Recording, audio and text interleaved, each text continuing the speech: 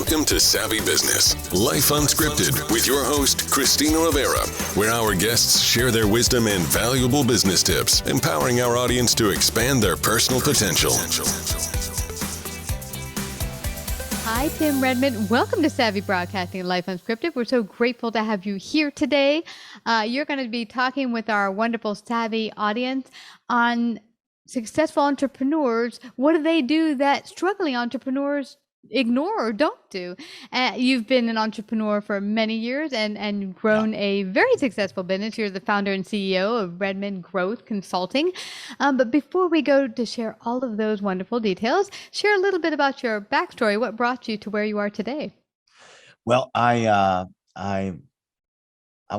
studied accounting in college, and I remember being in the most boring class of all and I actually paid for the class. It's called Advanced Accounting. And I later worked as a CPA for PriceWaterhouseCoopers.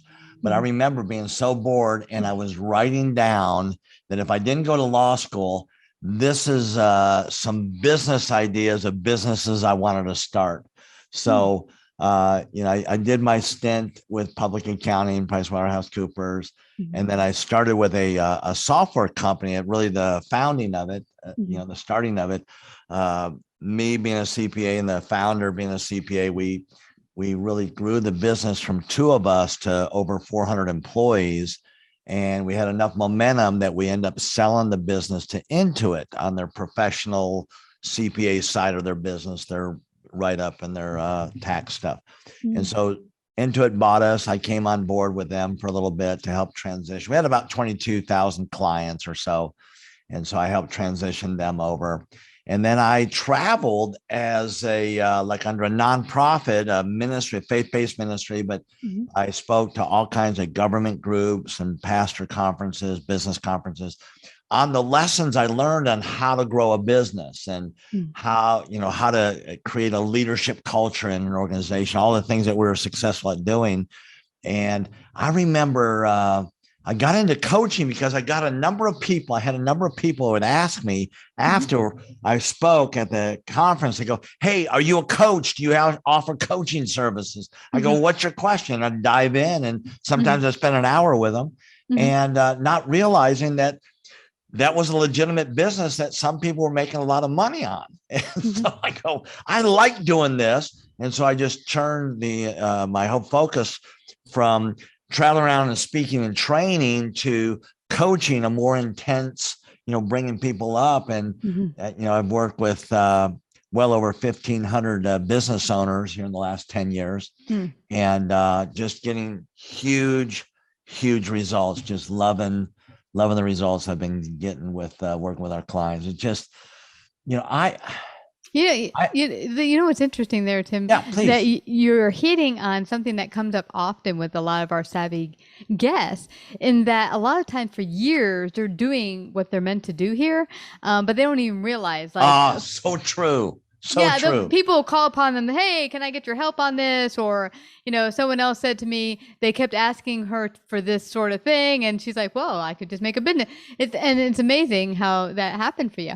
It really is. And I have spoken to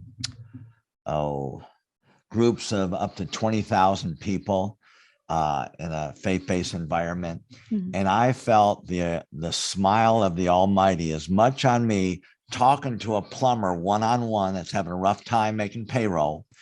And one particular guy I remember talking to a few years ago, he was making just a few $1,000s a month, barely able to support his family. And now he is generating between $40,000 and $50,000 a month in profit. Awesome. While paying himself a decent salary, that he can live on by himself. So I just feel like I'm in my zone with this. And the only thing we're doing beyond that now is we're starting to look for businesses to buy so we can use our coaching services. So it's kind of the next. I still love coaching. We coach about 150 clients or so. Yeah. And, but it happens, it's a new level. And new issues come up. But as you're always growing as a business, how can I now greater serve the marketplace? Exactly. Yeah. Exactly. So I love, now you've worked with so many entrepreneurs and, many struggle and many don't struggle as much. What do you see as some of the missteps that maybe beginner entrepreneurs make when they step out of the gate? Okay, so great question. So a lot of folks, even when we work with some startups, but we more work with businesses that have already got going.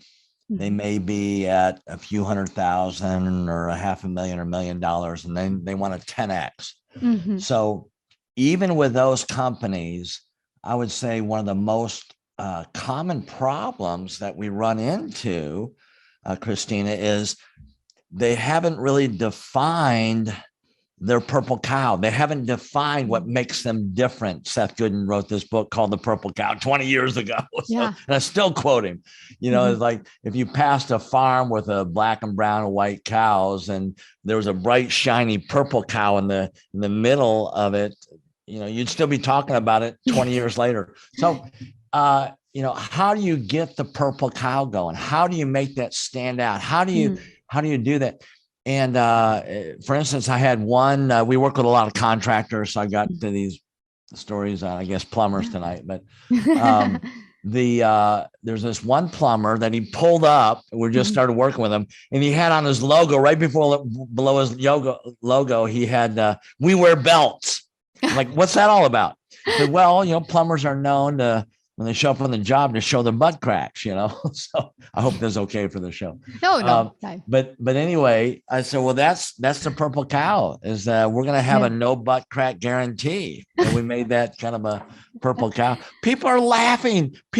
Christina, people are laughing while they're calling him saying, you're the no butt crack guy. I'm going to, So, anyway. I love that you say that, because I think sometimes people look for the way to be that purple cow in very unusual ways. It's got to be outlandish and crazy, but sometimes it just has to be the thing that makes you different. It doesn't have to be something crazy outlandish. So we overthink it, and sometimes it's hiding in plain sight right under our nose. So so another challenge though is, once you've really defined, well, what is the unique thing that you deliver, is really identifying your target market. We want to be all things to all people. And I like to say that you can widen your reach by narrowing your focus. So, it's like identify with your clientele, with your ideal client, most likely buyer. Now you say, well, here's my ideal client. Will they pay? If they don't pay, then they're not your ideal client. Maybe that's the nonprofit work you can do after you make $1 gazillion. So, but let's make sure we have people that need that. They have a pain that pain that you make go away, and they can pay you for it. And then what I find, a lot of people, Christina, they don't take time to define the pain clearly enough.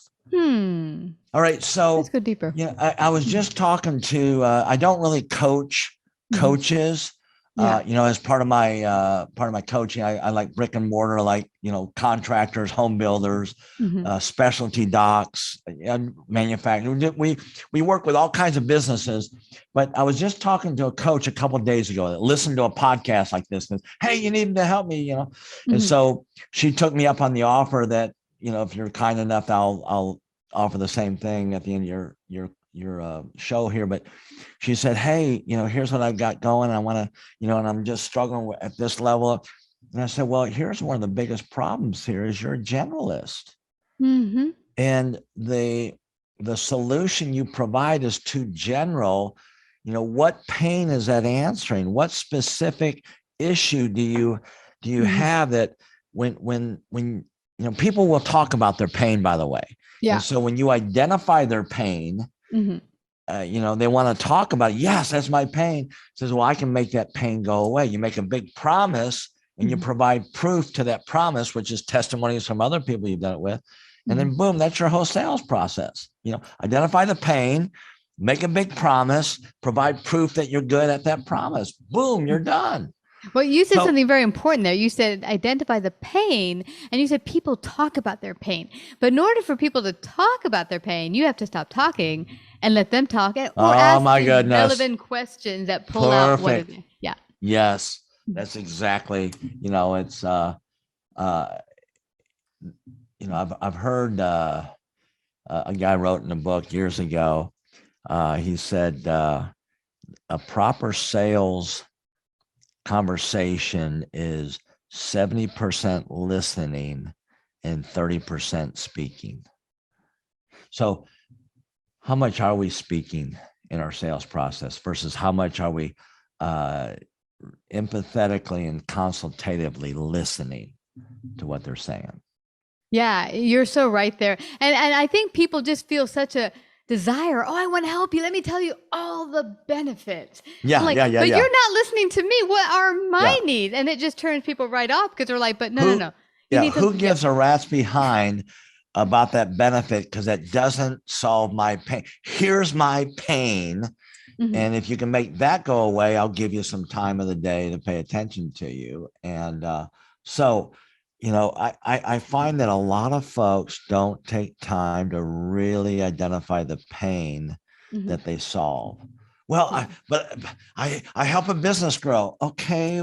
Well, which businesses, how what businesses, how do you make them grow? We work with contractors, and in the first 90 days, we give them a blueprint based on their feedback, and we implement the blueprint.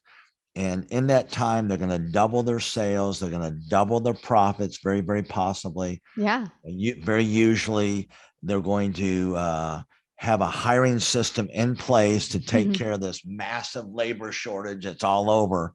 And, it's solving real problems that they're complaining to their spouse about at the end of the day, or the reason they kick the cat when they get home. If you love cats, I'm sorry. It's just a saying metaphor. There have been no cats hurt in this podcast. None. Yeah. I love that you have gone deeper here, Tim, because I recall many years ago when I was working as a financial consultant, mostly for fashion firms, because that's where my area had been when I was back in corporate.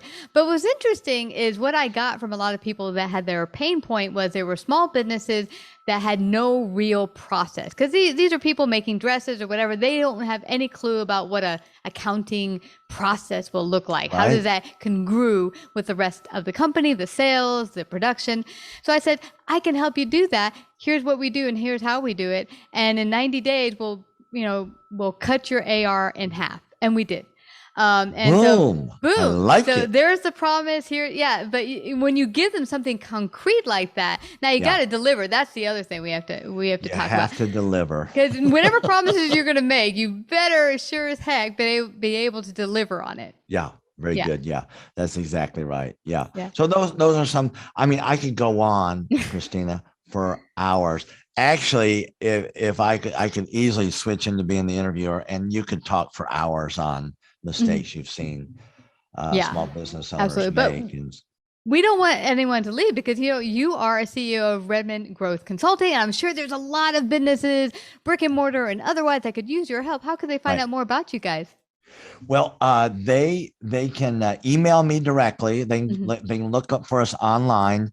It's Redmond Growth. So Redmond is in Redmond. It's like Redmond, Washington, where Microsoft is based. And it's redmondgrowth.com. They can email me, Christine. They can email me directly. I will respond. It's Tim at Redmond Growth. Or if they go to the website and they call that number, that is actually my cell number. We're probably going to change that because I'm getting a lot of these, but I want to just stay close to people calling in. So if I don't answer your phone call, I'm chasing my wife around the house. I'm hoping she wants me to catch her, but I'll call you right back once I get done with that. And love to talk. But what we're doing here. But I want to hit on something really important you just did here. Without realizing it, you just gave several modes of communication and ways in which people can touch point with you. And I think that's something else that entrepreneurs miss a lot. It's like I go to their website and there's just a contact sheet. There's no human being. There's no phone number. And I love that because people want to touch base with real human beings. Yes. Yeah.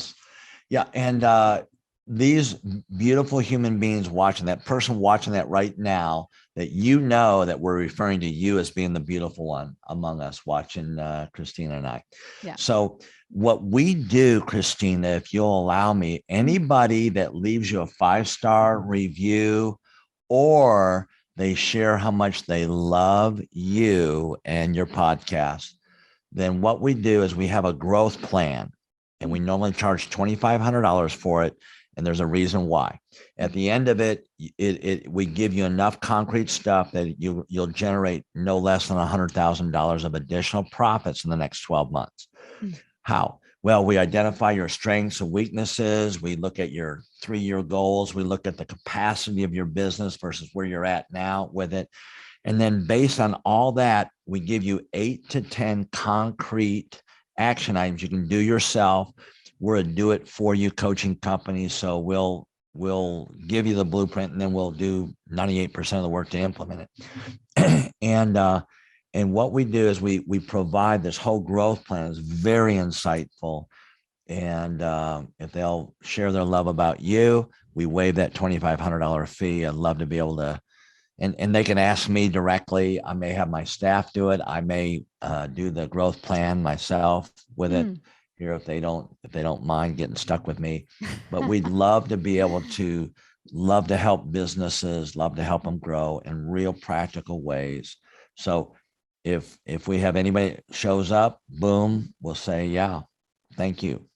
And we'll give you heart and soul in this growth plan. So. Awesome. Well, that is fabulous. I really appreciate that. So everyone, you heard it.